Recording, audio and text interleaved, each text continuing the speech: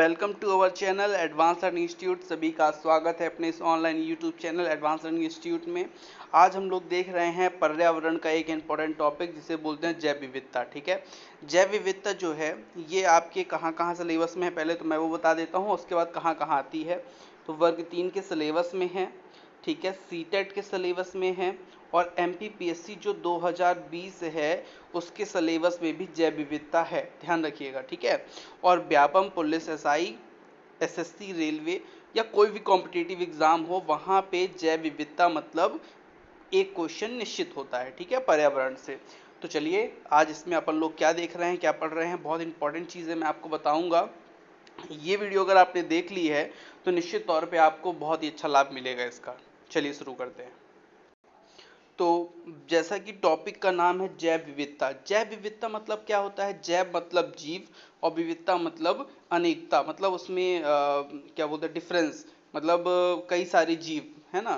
तो जैव विविधता मतलब ऐसा क्षेत्र जहाँ पे कई प्रकार के क्या पाए जाते हो, जीव पाए जाते हैं, उसे क्या बोलते हैं अपन? जैव विविधता बोलते हैं। जैसे किसी क्षेत्र विशेष में सजीव प्राणियों की विविधता को जैव विविधता कहते हैं। ठीक है, अब ये जैव विविधता होती क्या है, इकोसिस्टम होता क्या है, उसको समझेंगे। तो जैव विविधता के लिए शर्त क्या है? सबसे पहली बात देखिए, एक चीज ध्यान रखिएगा, जहां मतलब जैसे मान लीजिए एक कोई जंगल है, यहाँ पे आपका शेर भी है, भालू भी है, चीता भी है ना, आपका बाघ भी है, यहाँ पे हिरण भी हिरण ही 4-5 प्रकार के होते हैं, है ना, सियार है, लोमड़ी है ना, हायना है, ये दुनिया भर के जानवर एक ही जगह होते हैं। तो इसका यही है जैव विविधता, मतलब एक जगह पे कई सारे मतलब क्या मिल जाएं, जीव मिल जाएं, इसी को क्या बोलते हैं अपन? जैव विविधता। तो ऐसा कौन सा क्षेत्र होता है जहां पर ये जैव विविधता सबसे अधिक होती है?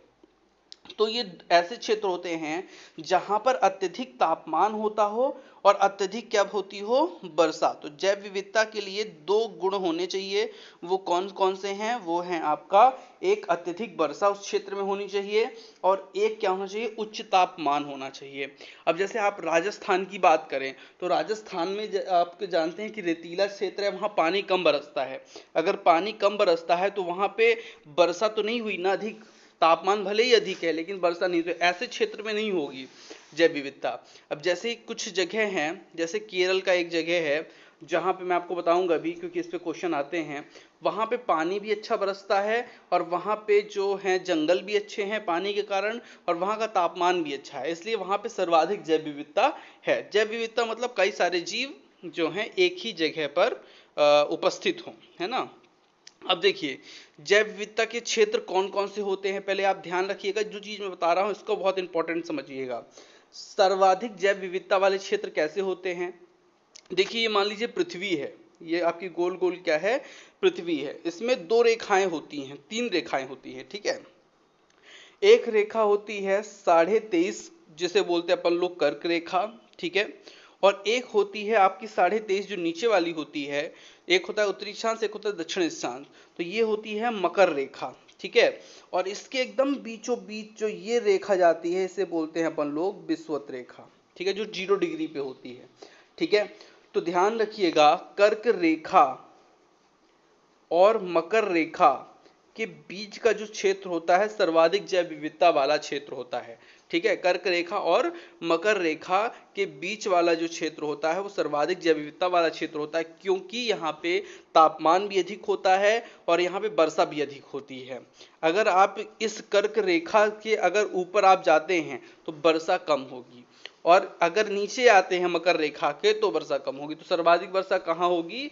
इन दोनों रेखाओं के बीच, मतलब कहना चाहिए कि विषुवत रेखा के पास सर्वाधिक जैव विविधता होती है। थोड़ा सा इसे समझें, विषुवत रेखा के नजदीक का क्षेत्र जिसे उष्णकटिबंधीय क्षेत्र कहते हैं, यहाँ सबसे ज्यादा जैव विविधता होती है, ठीक है। तो विषुवत रेखा के पास जो है सबसे अधिक जैव विविधता होती है, ध्यान रखना है अपन लोग को। अब क्या होता है, एक होता है हॉट स्पॉट, इसको समझ लीजिए हॉट स्पॉट क्या होता है। हॉट स्पॉट मतलब जहां पे ज्यादा जैव विविधता हो, ठीक है। तो हॉट स्पॉट या इसे अपन लोग उष्ण क्षेत्र, स्थल या जैव विविधता अपन लोग इसे कहते हैं। तो जैव विविधता का विशेष केंद्रों को हॉट स्पॉट कहते हैं। जैव विविधता का जो विशेष केंद्र होते हैं उसे क्या कहते हैं अपन लोग? Hot spot. मतलब जहां पे इनकी आबादी जो है जीवों की सर्वाधिक होती है उसे अपन लोग क्या बोलते हैं? हॉट स्पॉट बोलते हैं। ठीक है। अब आइए थोड़ा सा और समझते हैं इसके बारे में। भारत में हॉट स्पॉट, नीलगिरी क्षेत्र। देखिए भारत में जो मुख्यतः हॉट स्पॉट हैं केवल 2 हैं। ठीक है, केवल 2 हैं जो बहुत ही ज्यादा इंपॉर्टेंट है। वैसे तो 3-4 हैं, लेकिन मुख्यतः जो है, जो सर्वाधिक जैव विविधता है, वो केवल कितने जगह है? 2 जगह है। पहला कौन सा क्षेत्र है? वो नीलगिरी क्षेत्र, गुजरात के केरल से लेकर के भारत का प्रमुख हॉटस्पॉट ये है। ये वाली लाइन देखेंगे आप लोग, ये वाली पश्चिमी घाटी जिसे बोलते हैं अपन लोग, ये पश्चिमी घाटी जो है ये मुख्य जो है क्या है? हॉटस्पॉट एरिया है। मतलब यहाँ पे सर्वाधिक जैव विविधता पाई जाती है। केरल से लेकर के ये पूरा जो तटीय क्षेत्र है, समुद्र का किनारा है, क्योंकि यहाँ का तापमान भी अच्छा रहता है और यहाँ पे वर्षा भी आप लोग जानते ही हैं, क्योंकि यहाँ से ही वर्षा स्टार्ट होती है, तो यहाँ पे वर्षा अच्छी होती है। और दूसरा जो इंपॉर्टेंट क्षेत्र है वो है पूर्वी हिमालय। 2 चीज ध्यान रखिएगा, एक तो पश्चिमी घाट और दूसरा पूर्वी हिमालय। ये जो 2 हैं ये भारत के प्रमुख हॉटस्पॉट एरिया हैं। वैसे अब तीसरा नंबर आप इसे भी देख सकते हैं, अंडमान एवं निकोबार द्वीप समूह, जिनकी संख्या कितनी है कुल मिला के? 247। ध्यान रखिएगा, एक बार एमपीपीएससी में पूछा गया था कि अंडमान एवं निकोबार द्वीप समूह की संख्या कितनी है, तो 247 है। और लक्षद्वीप की द्वीप समूह की संख्या कितनी है, तो 36 है। इस चीज को ध्यान रखिएगा। ठीक है, चलिए। तो एक चीज आपको समझ में आ गई होगी निश्चित तौर पे कि मुख्यतः 2 हैं। एक है पश्चिमी घाट, ये सबसे ज्यादा यही जैव विविधता पाई जाती है पश्चिमी घाट में। अगर मान लीजिए चारों ऑप्शन आ जाता है, 1 ऑप्शन, 2 ऑप्शन, 3 ऑप्शन और 4 ऑप्शन, और आपसे पूछ लिया जाता है कि कहाँ पे सबसे ज्यादा जैव विविधता है, तो वो है पश्चिमी घाट में पहले नंबर पे, फिर उसके बाद पूर्वी हिमालय पे। ठीक है, चलिए आगे चलते हैं और कुछ क्वेश्चन देखते हैं। कुछ मैं नोट्स बता रहा हूँ, उसको आप लोग ध्यान रखिएगा, इसी पे क्वेश्चन आपके बनते हैं। क्वेश्चन क्या है? क्वेश्चन ये है कि केरल स्थित जो शांति घाटी है, जिसे आप लोग साइलेंट वैली के नाम से आप लोग सुना होगा, यहाँ पे सर्वाधिक जैव विविधता प्रसिद्ध है, के लिए प्रसिद्ध है। ठीक है, ध्यान रखिएगा, जो सर्वाधिक जैव विविधता है वो कहाँ पाई जाती है? केरल के साइलेंट वैली एरिया में। दूसरा चीज क्या ध्यान रखना है, जैव विविधता जो दिवस है वो 22 मई को होता है। ये मैं आपको पिछले वीडियो में जो पर्यावरण पढ़ाया था, उसका इंट्रोडक्शन किया था, उसमें भी मैंने ये आपको बताया था। अगर आपने वो वीडियो नहीं देखी तो वो जरूर देखिए, मैं इसको डिस्क्रिप्शन में आपको लिंक दे दूंगा, क्योंकि वो वीडियो अगर आपने देख ली ना तो वहां से आपके 1-2 क्वेश्चन क्लियर होंगे, क्योंकि क्या इंपॉर्टेंट क्वेश्चन मैंने वहां पे आपको बताए हैं। ठीक है, जैव विविधता शब्द का जो प्रयोग है सबसे पहले किसने किया था? वॉल्टर जी एसन ने। ध्यान रखिएगा, ये भी क्वेश्चन पूछा गया है। कहाँ पूछा गया है मैं बता देता हूँ, एसएससी के एग्जाम में पूछा गया है इसको। तो जैव विविधता दिवस कब मनाया जाता है? 22 मई को। ठीक है, इसके ऊपर एक आता है 22 अप्रैल, ये भी मैंने आपको बताया था, पृथ्वी दिवस मनाया जाता है। ठीक है, इसके ऊपर आता है आपका 22 मार्च। 22 मार्च को आपका क्या होता है? विश्व जल दिवस होता है। और उसके बाद 21 आपका मार्च होता है। 21 मार्च को क्या होता है? आपका वन दिवस होता है, विश्व वन दिवस होता है। और उसके ऊपर एक आता है, आपको याद रखने वाला क्या है, एक और डेट मैंने आपको बताई थी, वो डेट भी इंपॉर्टेंट है, वो विश्व नम दिवस है ना। तो ये चीजें याद रखिएगा, इस पे क्वेश्चन आते हैं। और एक फिर अंत में आपको रखना है 5 जून। 5 जून को क्या मनाया जाता है? विश्व पर्यावरण दिवस। ठीक है, चलिए। तो 22 मई को क्या मनाया जाता है? विश्व जैव विविधता दिवस। और इस शब्द का प्रयोग सबसे पहले किसने किया था? तो वाल्टर जी एसन ने किया था। यूएनओ द्वारा जैव विविधता दशक 2011 से 2020, कभी कभी दशक भी पूछ लेता है, आप लोग जानते हैं, जो लोग अच्छी तैयारी कर रहे होंगे उनको ये पता है कि जैव विविधता दशक जो है वो 2011 से 2020 किसने घोषणा की थी? यूएनओ ने बोला था कि हमें विश्व जैव विविधता दिवस मनाएंगे 2011 से 2020 के बीच में। चलिए, जैव विविधता के लिए संकट क्या है? तो अब ये संकट देखेंगे, इस पे कई क्वेश्चन आते हैं। जैव विविधता क्यों अब मतलब कम होती जा रही है, क्यों कुछ जीव जो है विलुप्त होते जा रहे हैं, उनके बारे में है। पहला है प्राकृतिक आवास का नष्ट होना। प्राकृतिक आवास जो है वो नष्ट हो जाते हैं। सबसे बड़ा रीजन यही है कि प्राकृतिक आवास नष्ट हो जाते हैं, जिससे जो लोग हैं, जो जानवर हैं, वो क्या होते हैं? नष्ट हो जाते हैं। प्राकृतिक आवास मतलब वन का नष्ट होना है। जैसे मान लीजिए, मैं एक बहुत अच्छा एग्जांपल देता हूं इसका। मेरे घर में अभी कुछ दिन पहले एक घोंसला चिड़िया ने बनाया, ठीक है, और उसमें उसने 4 अंडे दिए, 4 में से चारों बच्चे निकले उसके, ठीक है। लेकिन कुछ दिन बाद मैंने देखा कि उसके 3 बच्चे ही बचे हैं, ठीक है। पता नहीं एक बच्चा कहाँ गया, क्यों? क्योंकि उसका अच्छा आवाज़ नहीं था, ठीक है। और उसके बाद की जो चीज़ है कि उसके बच्चे धीरे धीरे कोई दूसरी चिड़िया भी उठाने लगी। तो क्या हुआ, उसका जो प्राकृतिक आवास ना होने के कारण उसने क्या किया, कृत्रिम आवास में क्या किया, अपने बच्चे को रखा, और वो सक्सेसफुल ज्यादा नहीं हो पाया। आई थिंक उसके 4 के चारों बच्चे नहीं बचे हैं, क्यों? क्योंकि दूसरी चिड़िया आके उसको उठा ले गई, ठीक है। तो यही होता है कि प्राकृतिक आवास होता है वो ज्यादा सुरक्षित होता है, और कृत्रिम आवास में, अब प्राकृतिक आवास नष्ट हो जाने के कारण कृत्रिम आवास में चिड़िया और ये जो जैव विविधता वाले जो जीव हैं वो करने लगे, तो इसलिए नहीं सक्सेसफुल हो पाए, ठीक है। सबसे बड़ा खतरा जैव प्राकृतिक आवास से ही है। दूसरा क्या है, दूसरा है इसका ग्लोबल वार्मिंग, ठीक है। ग्लोबल वार्मिंग आप लोग जान रहे हैं कि गर्मी बढ़ती जा रही है, ठीक है, CO2 बढ़ती जा रही है, पेड़ पौधे कम होते जा रहे हैं, तो ये भी एक है ग्लोबल वार्मिंग, इसका बहुत बड़ा रीजन है। विदेशी प्रजातियों का आक्रमण, जैसे अगर आप जाने तो बहुत सारे कुछ ऐसे पौधे हैं, और ये सब पौधों में भी होता है, ध्यान रखिएगा, केवल जीव जंतु बस के लिए नहीं है, ये पौधे का भी है ना। पौधे जीवित में आते हैं, वो भी सांस लेते हैं, वो भी अपना खाना बनाते हैं, तो पौधे भी इसी में आएंगे।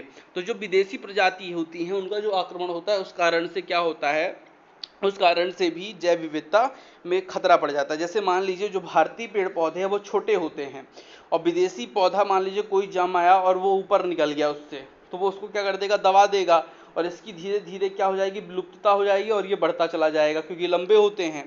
तो ये होता है विदेशी प्रजाति का आक्रमण। और चौथा है नगरीकरण, औद्योगिकरण। जैसे मान लीजिए आप लोग जान रहे हैं आजकल जो है वर्तमान युग चल रहा है वो किसका है, आपका बिजनेस पर्पस चल रहा है, औद्योगिक इंडस्ट्रियल चल रहा है। और ये जो युग है इसमें क्या होता है कि पूरे पेड़ पौधे को क्या किया जाता है, नष्ट कर दिया जाता है, और जब नष्ट कर दिया जाता है वहाँ पे बिल्डिंगें बना दी जाती हैं, ठीक है। तो ये क्या होता है, औद्योगिकरण होने से क्या है, प्राकृतिक आवास क्या है, नष्ट हो रहे हैं, ये भी एक बहुत बड़ा रीजन है। शाकाहार को प्रोत्साहन जैव विविधता के लिए खतरा नहीं है। देखिए जो शाकाहार है ये मतलब जैव विविधता के लिए जो है खतरा बिल्कुल नहीं है, ठीक है। ध्यान रखिएगा, शाकाहार जो है ये जैव विविधता के लिए खतरा नहीं होता। जैव विविधता संरक्षण, अब देखिए थोड़ा सा इसमें समझिएगा, 2 चीजें होती हैं, एक होता है इन सीटू और एक होता है एक्स सीटू। ध्यान रखिए 2 चीज होती है। जैव विविधता संरक्षण के लिए 2 चीज इंपॉर्टेंट है, एक है NC2 और एक है क्या आपकी XC2। एक है NC2, एक है XC2। NC2 क्या होता है, मतलब स्वस्थान पद्धति होती है ये, जिस स्थान पर पौधे कम हुए हैं उसी स्थान पे उनकी संख्या बढ़ाना।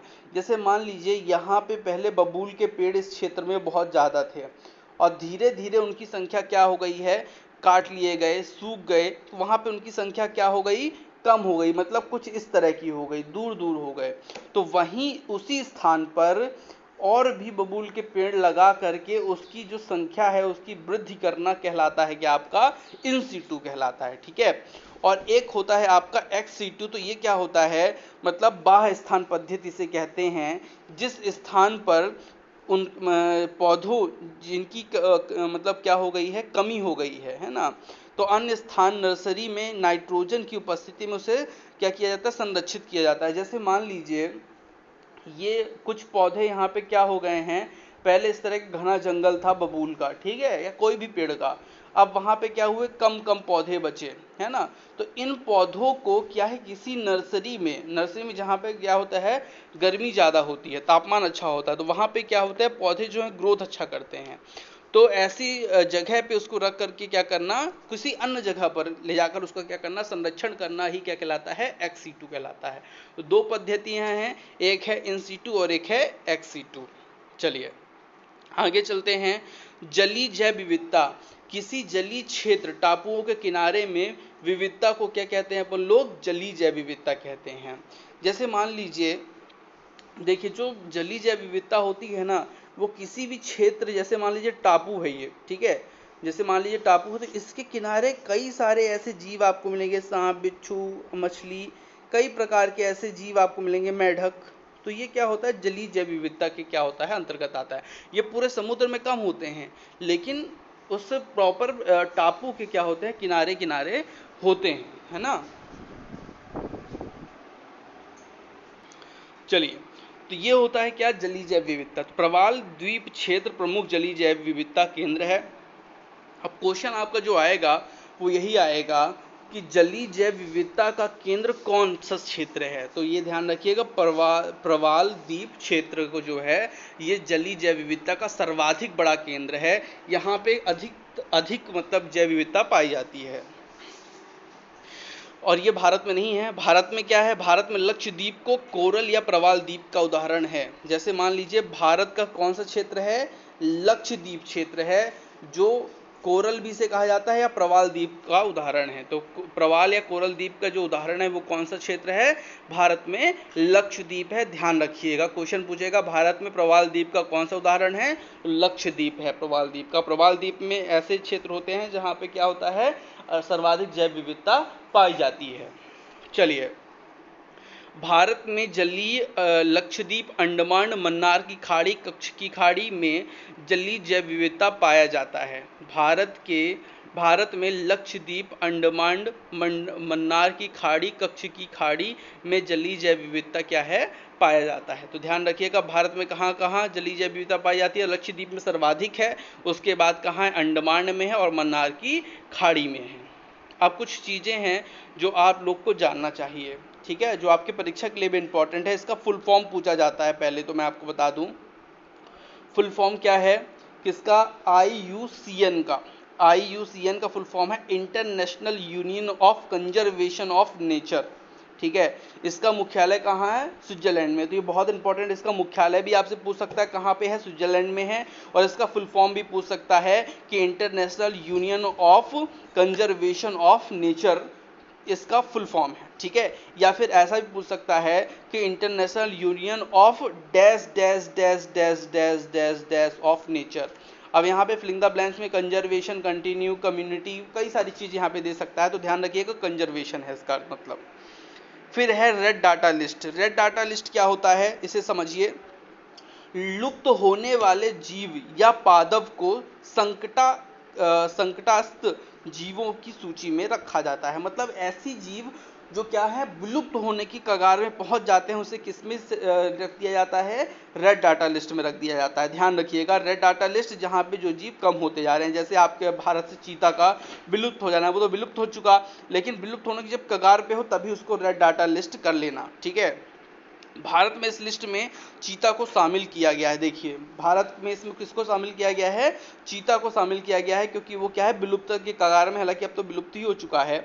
50 वर्ष तक जब कोई जीव नहीं पाया जाता तो उसके विलुप्त की घोषणा IUCN के द्वारा ही किया जाता है। तो IUCN मतलब international union of conservation of nature का जो फुल फॉर्म है, इसका जो कार्य है वो क्या है, 50 वर्ष तक अगर कोई जीव मान लीजिए नहीं देखा जाता तो उसको क्या कर दिया जाता है, विलुप्तता के कगार पर मतलब घोषित किया जाता है।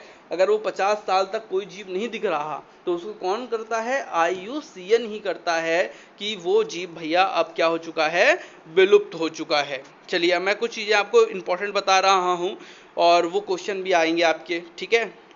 और लास्ट 2-3 मिनट और है।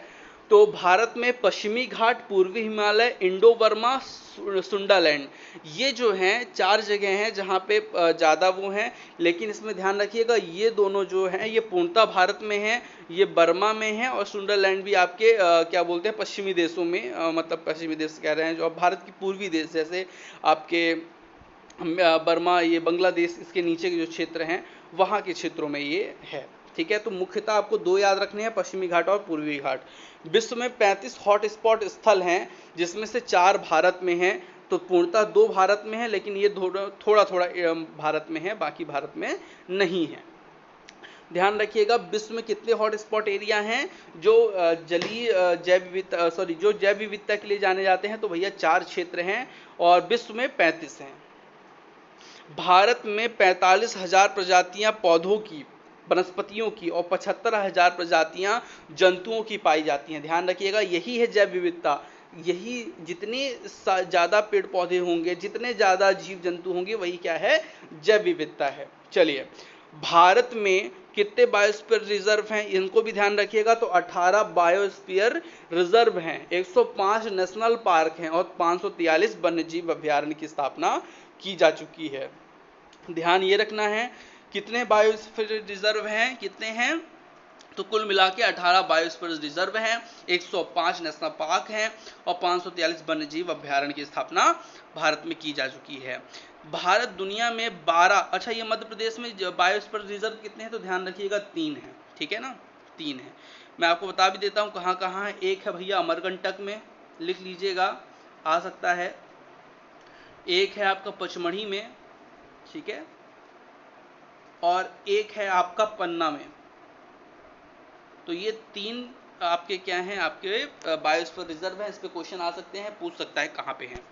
चलिए, भारत दुनिया में 12 सर्वाधिक जैव विविधता वाला देश है। ध्यान रखिएगा, भारत जो है दुनिया में कितने, 12 जैव विविधता वाला 12 सर्वाधिक जैव विविधता वाला देश है। ब्राजील के बाद भारत दूसरे स्थान पर सघन वन जो है पाया जाता है। ध्यान रखिएगा, ब्राजील में आपने एक वो क्षेत्र सुना होगा जहाँ पे भारी जंगल पाए जाते हैं, जहाँ एनाकोंडा पाए जाते हैं। उस क्षेत्र के बाद ब्राजील में है वो, ब्राजील और ये आपके अमेरिका, दक्षिण अमेरिका, यहाँ पे फैला हुआ वो जंगल है। जंगल का नाम याद नहीं आ रहा है, अमेजन, करेक्ट, अमेजन एक जंगल है। उसके बाद ये पहले नंबर पे सघन क्षेत्र है, उसके बाद भारत का ही सबसे सघन क्षेत्र जो वाला जो क्षेत्र है वो पाया जाता है, जो साइलेंट वैली मैं आपको बता रहा हूँ ना। साइलेंट वैली एक ऐसा क्षेत्र है जहाँ पे आज तक भारत का या विश्व का कोई भी इंसान गया ही नहीं, जा सकता है लेकिन उसको मतलब जैव विविधता जैसे इतना अच्छा क्षेत्र है, इसलिए वहाँ पे कोई डिस्टरबेंस किया नहीं जाता। और वहाँ पे हालांकि आप पहुँचेंगे भी तो पहुँच नहीं पाएंगे, क्योंकि इतना सघन क्षेत्र है, इतने जीव जंतु हैं कि वहाँ पे जाना बहुत असंभव है। पश्चिमी घाट और पूर्वोत्तर घाट जो है, यहाँ पे विशेषता क्या है, यहाँ पे सदाबहार वन पाए जाते हैं। कैसे वन पाए जाते हैं, सदाबहार, इससे ध्यान रखिए, इससे क्वेश्चन बन सकते हैं। वर्षा अत्यधिक होती है इन क्षेत्रों में, वो तो बता ही चुके हैं, इसीलिए तो सर्वाधिक वन क्षेत्र है वो है आपका जैव विविधता है। और उष्ण कटिबंधीय सदाबहार वन पाए जाते हैं। ध्यान रखिएगा, सदाबहार वन है, उष्ण कटिबंधीय सदाबहार वन है और सर्वाधिक क्या होती है, वर्षा होती है। अब मैं आपको बता देता हूँ 10 भौगोलिक क्षेत्र में बांटा गया है। जैव विविधता के दृष्टि से 10 भौगोलिक क्षेत्र में बांटा गया है। एक है ट्रांस हिमालय, एक है हिमालय मरुस्थलीय क्षेत्र, अल्पशुष्क क्षेत्र, पश्चिमी घाट, दक्कन का प्रायद्वीप, गंगा मैदान, उत्तर पूर्वी भारत और तटीय क्षेत्र, और ये क्या है आपका द्वीपीय क्षेत्र। तो ध्यान रखिएगा, ये कुछ चीज़ें मैंने आपको बताई हैं और जितने भी चीज़ें मैंने आपको बताई हैं इनको ध्यान रखिएगा। स्पेशली एमपी में 3 बायोस्फीयर रिजर्व हैं। आज की वीडियो में अपन लोग इतना ही रखते हैं, है ना। तो आज की वीडियो में इतना ही रखते हैं। आप लोग ध्यान रखिए, थोड़ा सा पढ़ाई कीजिए, और जो चीज़ ये मैं आपको बता रहा हूँ ये पूरा टीचर बेस पे है और एमपीपीएससी 2020 के बेस में है। तो सभी लोग इन पूरे वीडियो को देखिए, और अब लगातार जो है एमपीपीएससी 2020 के सिलेबस में आपके पर्यावरण है उसको मैं अब कवर करने वाला हूँ, ठीक है। चलिए, बहुत बहुत धन्यवाद आप सभी का वीडियो देखने के लिए, थैंक यू।